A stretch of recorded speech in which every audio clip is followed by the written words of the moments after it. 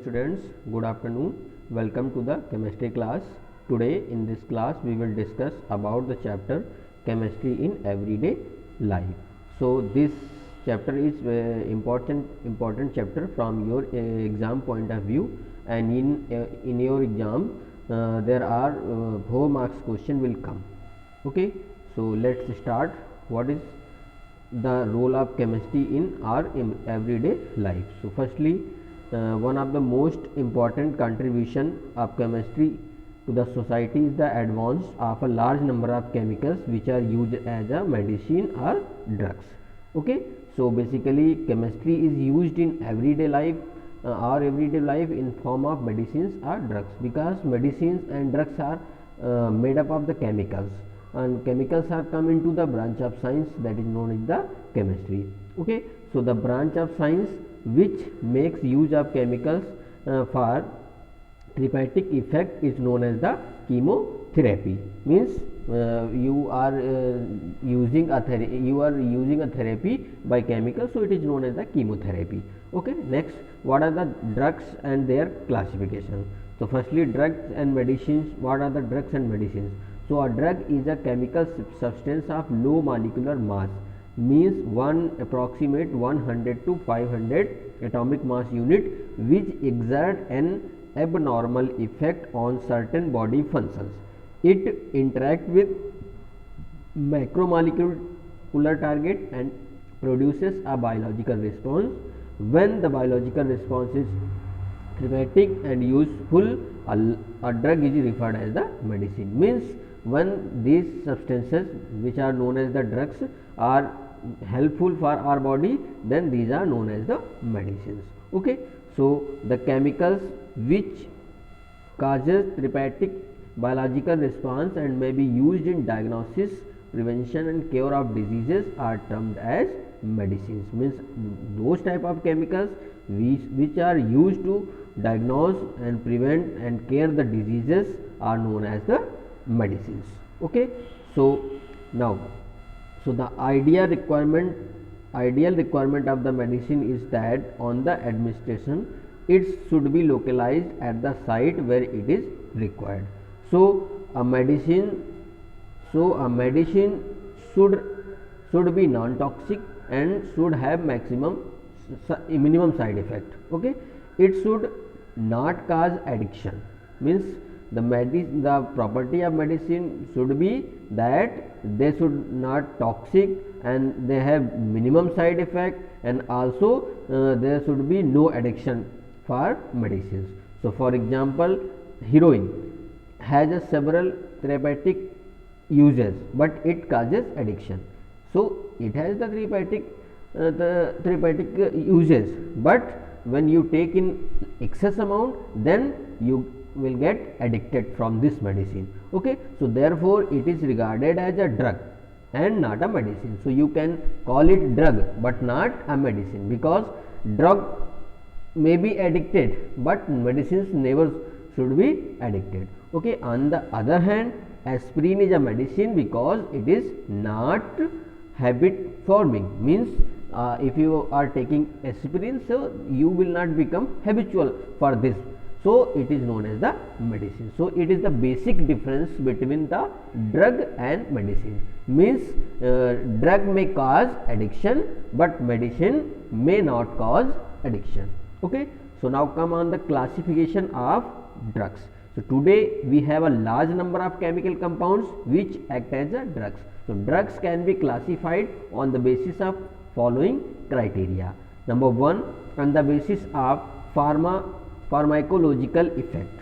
Okay, so the classification of drugs on the basis of pharmacological effect is useful for the doctors, because it provides a complete range of drugs available for the treatment of a particular disease. Okay, so a particular drug has a particular physiological effect, therefore doctors usually classify them as, so according to their functions, doctors classify the medicines or drugs as analgesics, antipyretics, analgesics which have pain killing effect. Analgesics क्या बोलते हैं, which have pain killer effect. Then next is antipyretics, means which brings both the temperature down in which brings body temperature down in high fever. Next है antiseptics, which kill or arrest the growth of microorganisms. Next is antibiotics.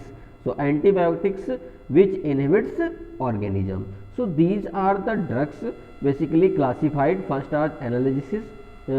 These type of drugs we will take to kill the pain, okay, in our body. But antipyretics, which when we take the antipyretic medicines, when we have body temperature high, we means in fever condition, okay. Antipyretics in which you can take the example of paracetamol, it is an antipyretic medicine, okay. Next is antiseptic, means which kills and arrest the growth of organism, okay. So these type of antiseptic, there are many type of antiseptic creams and other medicines are present in the market to prevent the growth of microorganisms. Antibiotics which inhibits the microorganism. Antibiotics when we will take when we kill the microorganism, okay. So now on the basis of next classification is on the basis of drug action. So this classification is based on the action of drug on a particular biochemical process. For example, antihistamines inhibits the action of compound histamine, which is released in the cell and cause allergy or inflammation in the body. So it is also a type of drug, antihistamine, which is used to decrease the level of histamine, which is released in the cell and causes allergy and inflammation in the body. Means histamine is a chemical, you can say it is a enzyme which released in our body and causes allergy and inflammation. So to destroy or to end this allergy and inflammation, we used antihistamine drugs, okay. So now next on the basis of chemical structure. So drugs classify on the basis of chemical structure, share common structure, feature and often exhibit similar pharmacological activity. So on the basis of structure they can exhibit similar pharmacological activity. For example, all sulfonamides have the following common structural feature. So you can classify all these type of drugs according to their structures. Now on the basis of molecular targets. So as mentioned earlier, a drug interacts with the molecular targets in the body. So macromolecules targets are actually biomolecules such as carbohydrates, lipids, proteins and nucleic acid. These are the basically targets for the medicine. When if we take any medicine, then that medicine will target these sites, means carbohydrate, lipid, proteins and nucleic acids, and give their response.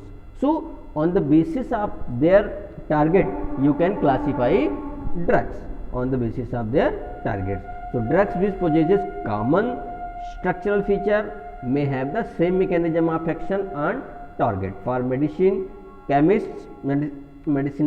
chemists, the classification of drug on the basis of molecular target is most useful, because when any physician consult a medicine, so he consult according to their site of target, so where we can target the drug for their performance, okay.